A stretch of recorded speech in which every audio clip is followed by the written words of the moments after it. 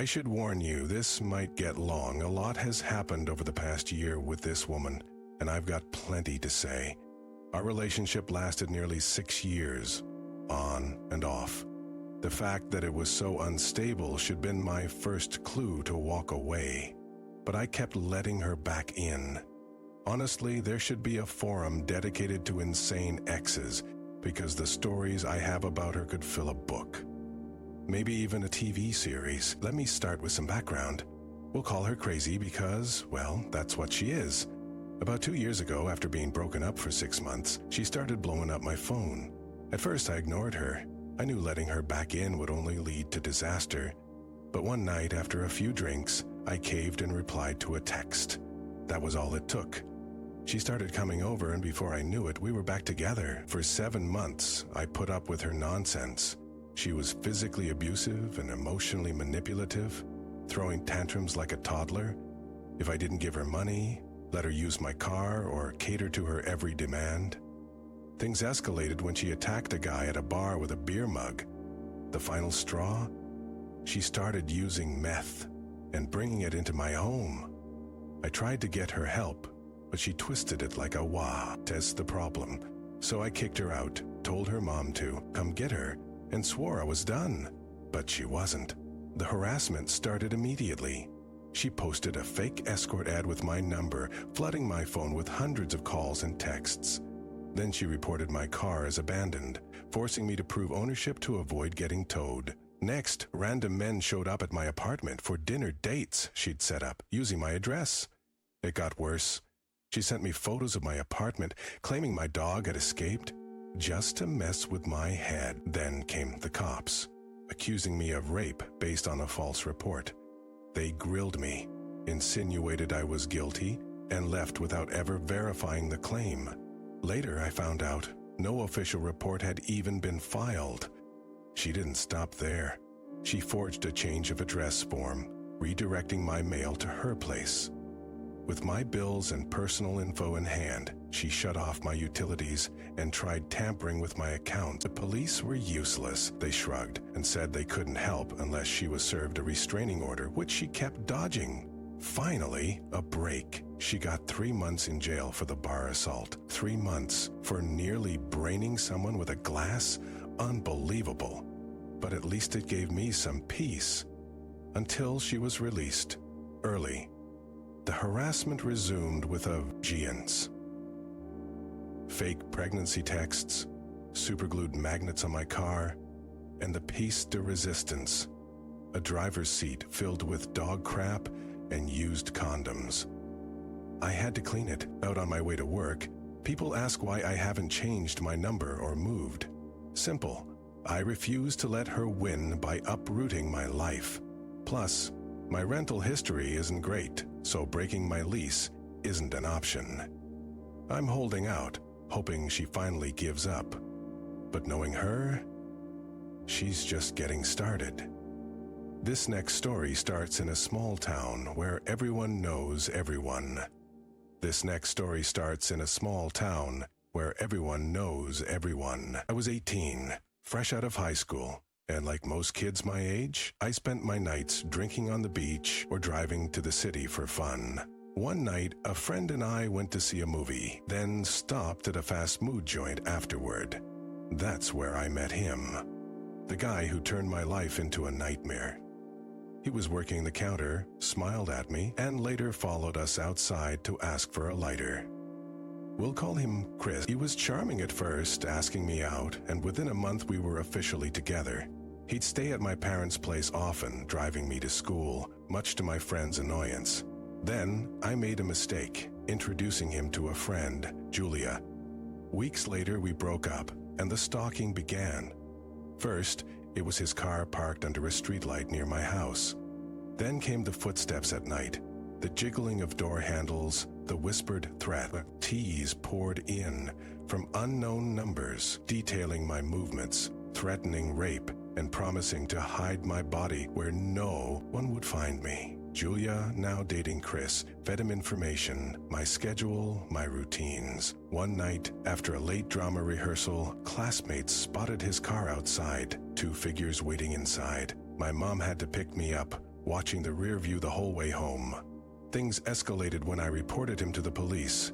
They searched his place but found nothing, which only enraged him further. That night, I heard him outside my window, the unmistakable click of a gun being cocked. My dad chased him off with a rifle, but the terror didn't end. After I moved away, the harassment followed. Strange cars outside my apartment, violent voicemails, even a break-in at my parents' place with muddy footprints tracking through the house. Trees were cut down in the night. Slow-moving cars prowled the road. It only stopped last year, or so I thought.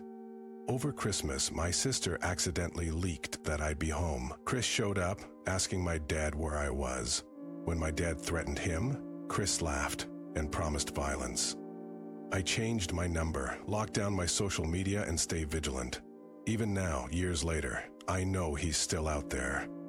If I go missing, my family knows exactly where to look. The scariest part? Some grudges never die. And so, the weighty Enge continues.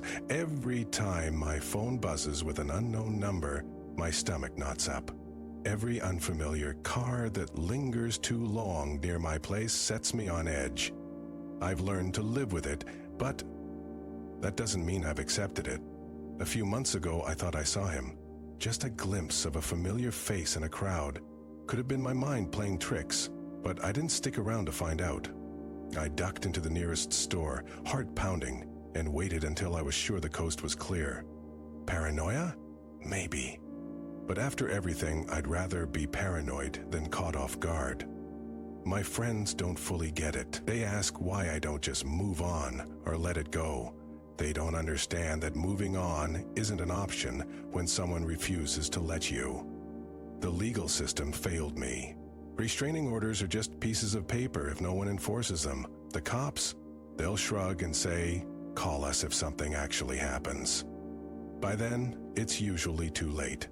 So I've adapted. I don't post about my whereabouts. I vary my routines. I keep my doors locked, my blinds closed, and my guard up. It's exhausting, but it's survival. And then there's the guilt. The fear that if I let someone new into my life, they'll become collateral damage. That's the real prison.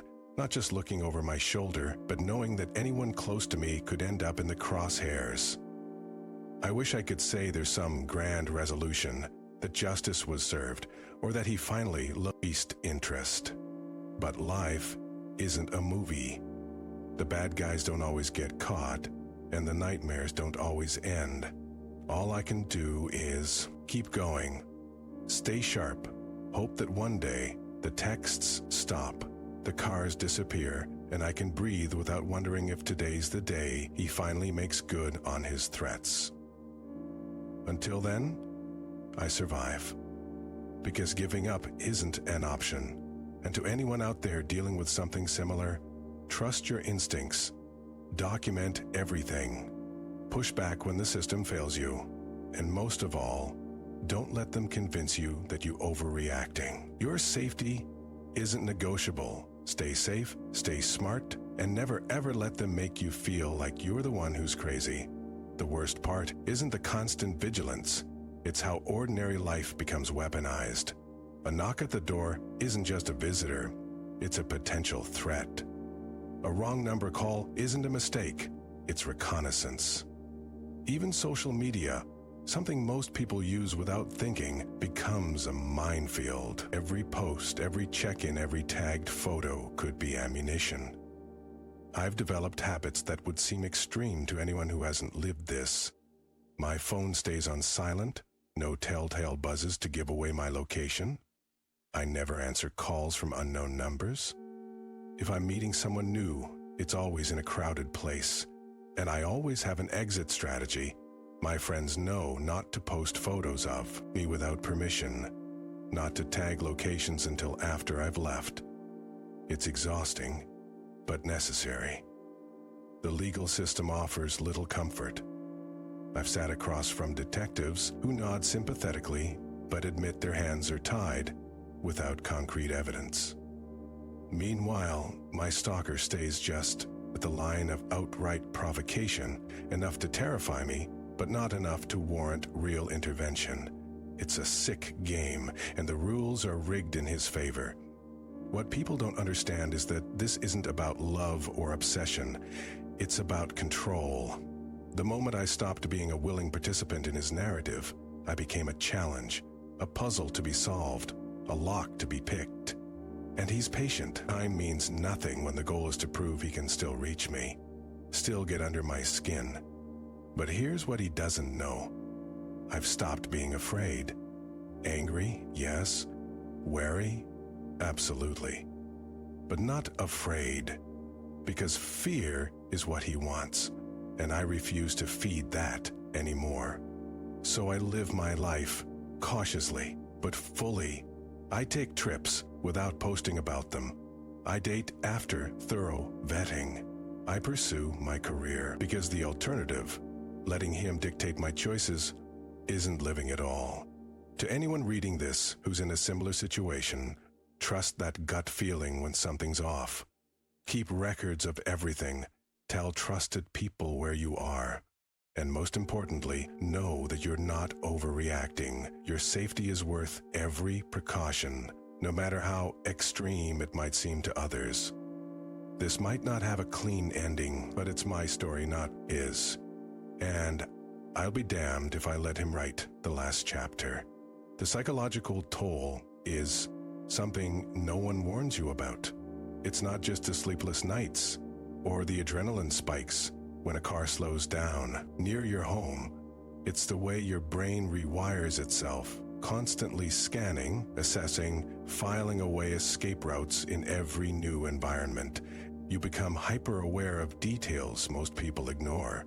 The sound of footsteps behind you in an empty parking garage, a stranger's gaze lingering a second too long, the way someone's posture changes when they recognize you. I've learned to trust the prickling at the back of my neck. That instinct has saved me more times than I can count. Like last month, when I walked into my usual coffee shop and immediately noticed a man at the counter who didn't fit.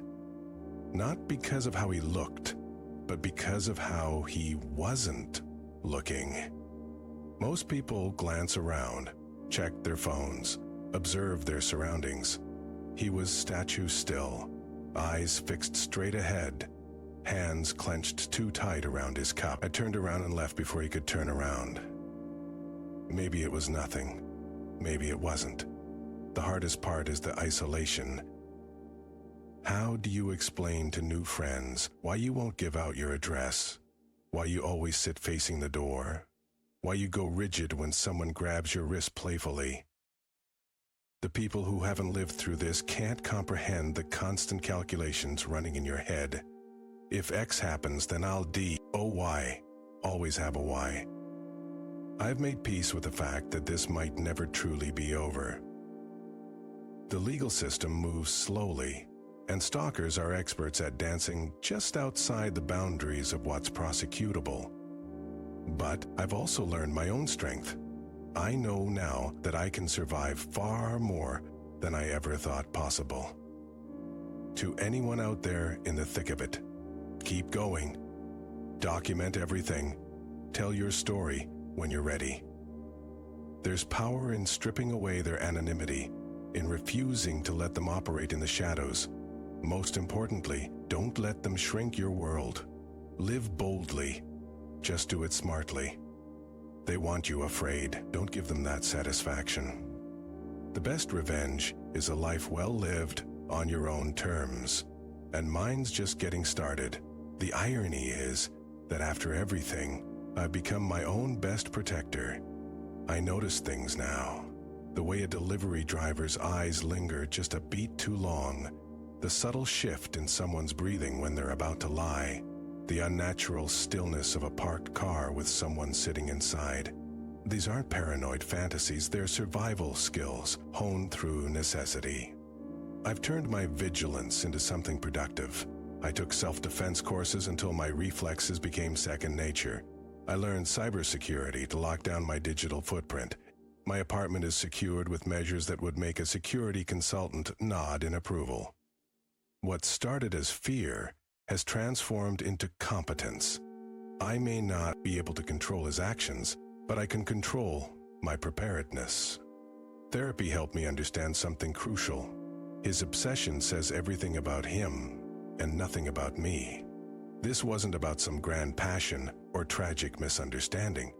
It was about power, about someone who couldn't stand that I walked away. That realization was strangely freeing. I stopped wondering what I could have done differently. There was no magic combination of words or actions that would have changed this outcome. Now, when I look back, I don't see a victim. I see someone who outlasted, outsmarted, and outlived the nightmare. The scars are there. I still check my rearview mirror more than most, and I'll probably never answer my door without looking through the peephole first. But these aren't weaknesses. They're proof of resilience. To anyone reading this while in the thick of your own struggle, your fear is valid, your precautions are reasonable, and most importantly, this isn't forever. The day will come when you realize you've gone a full hour without looking over your shoulder. Then a morning when you don't automatically scan for threats. The memories won't disappear, but their grip on you will loosen. I don't know if you'll ever stop completely, but I do know this. He's already lost. Because after everything, I'm still here, living, thriving, unbroken. And that's the ending that matters. The most unexpected twist in all of this, I've found a strange kind of freedom. When you've survived the worst someone can throw at you, ears lose their power. Job interviews, first dates, public speaking, none of it rattles me like it used to. I've stared down real danger.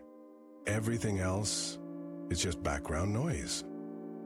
I've channeled this experience into helping others. Now I volunteer at a women's shelter, teaching self-defense workshops. There's fire in my voice when I tell survivors, your instincts are valid. Your safety comes first. I recognize that haunted look in their eyes, the one that says they're replaying every what-if scenario. But I also see their strength, even when they can't see it themselves. The digital world remains our greatest vulnerability and our strongest weapon. I've become that friend who shows others how to scrub their online presence, set up security cameras, and document harassment properly. Knowledge is power, and I'm determined to spread as much of it as possible. Some days are harder than others. Certain dates on the calendar still make my hands shake. The anniversary of the first police report, the day I changed my number for the 3rd time. But now, I've created new milestones to celebrate instead. The first peaceful night's sleep, the first unguarded laugh, the moment I realized I'd stopped flinching at unexpected touches. If there's one thing I want you to take away from this, it's that healing isn't linear. Some days you'll feel invincible, others the fear will come rushing back. Both are okay. What matters is that you keep moving forward, however imperfectly. As for me, I'm writing my own story now. One where I'm not just surviving, but thriving. The past may have shaped me, but it doesn't define me. And to anyone still trapped in their own nightmare, your sunrise is coming. I promise, the most surprising lesson in all of this, trauma doesn't get smaller, you grow bigger around it. What once consumed my every thought now occupies just a corner of my awareness. The nightmares come less frequently. The hypervigilance has dulled to prudent caution. Time hasn't erased the experience, but it's given me the space to build a life that overshadows it. I've developed a 6th sense for spotting others caught in similar situations. There's a particular tension in their shoulders, a wariness in how they scan rooms. When I recognize it, I'll casually mention resources, never pushing, just planting seeds. Sometimes they'll confide in me weeks later. Other times, I'll never know if my words helped, but I keep reaching out because someone once did the same for me. Technology has become my unlikely ally. My phone automatically logs suspicious calls. My doorbell camera captures every visitor, and my social media is locked down tighter than a bank vault. Where he once used tech to terrorize, I now use it to fortify my peace of mind. The irony isn't lost on me. The tools of my torment have become instruments of protection. What surprises people most is that I don't hate him anymore. Anger takes too much energy. It becomes easier. I don't letting him take anything else from me. Pity comes easier now. How small his world must be, how empty his existence, to still be fixated on someone who's moved on. The opposite of love isn't hate, it's indifference. And I finally reached that sacred state of not caring. To anyone still in the thick of it, your feelings are valid, your fears are warranted, and your healing will come. Not in a dramatic Hollywood moment, but in small victories. The first time you sleep through the night, the day you realize you didn't check the locks for the third time, the moment a genuine laugh catches you by surprise. As for me, I'm living proof that survival is just the beginning. After the storm comes rebuilding, stronger foundations, wiser choices, deeper appreciation for calm days. The scars remain, but they've become part of my story, not the whole story, and that makes all the difference. The unexpected liberation. You never realize how strong you are until strength is your only option. What started as survival has slowly transformed into something unexpected, a deep, unshakable sense of self. I no longer define myself by what happened to me, but by how I refused to let it break me. There's a strange kind of power in reclaiming your life. I moved to a new city, not because I was running, but because I wanted to. I changed my routines, not out of fear, but because I was finally free to choose them. I even started dating again, cautiously at first, then with growing confidence. The first time I laughed on a date without mentally calculating escape routes, I knew I was healing. The ripple effect. This experience didn't just change me, it changed how I see the world. I notice things others overlook. The woman at the bus stop who tenses when a stranger stands too close. The coworker who never shares personal details. The friend who always insists on meeting in crowded places. I don't call attention to it, but I make sure they know subtly, safely, that if they ever need to talk, I'll listen without judgment. I've learned that trauma isn't a life sentence. It's a shadow, yes, but shadows only exist where there's light. And the light, my life now, is so much brighter than the darkness that once tried to swallow me whole. The quiet victory, he probably thinks he won. That his harassment left me broken, looking over my shoulder forever. But the joke's on him, because the more he obsessed, the more I outgrew him. While he was fixated on controlling a ghost of the past, I was building a future. I don't know if he's still watching. Honestly, I don't care, because the greatest revenge isn't hatred, it's indifference. And after everything, that's what he gets from me now. Nothing. No fear, no anger, no space in my thoughts, just silence. To anyone still fighting, if you're reading this while trapped in your own nightmare, know this: you are here, stronger than you think. The fear will lie to you, tell you it's forever. It's not. The exhaustion will whisper that you should just give in. Don't. Healing isn't about forgetting, it's about reclaiming, one small victory at a time. The first night you sleep without checking the locks. The first outing where you don't scan every face in the crowd. The moment you realize you've gone a whole day without thinking of them. These are the victories that matter. These are what freedom feels like, and it's waiting for you too. The last word. This isn't a story about a victim, it's a story about a survivor. And survivors, we outlast, we rebuild, we thrive. So here's my final message, to him, to you, to anyone who needs to hear it. I'm still here, and I'm not afraid anymore. The unwritten chapters. People always want closure, that neat cinematic ending where the villain gets handcuffed and the survivor rides off into the sunset. But real life doesn't work like that. Some stories don't end. They just become quieter. Used to wait for some grand resolution. for him to be arrested, to apologize, to vanish completely. But healing came when I stopped waiting. The truth is, I'll never know if he's still out there, still watching. And that used to terrify me. Now, it's just another fact of life, like bad weather or traffic jams.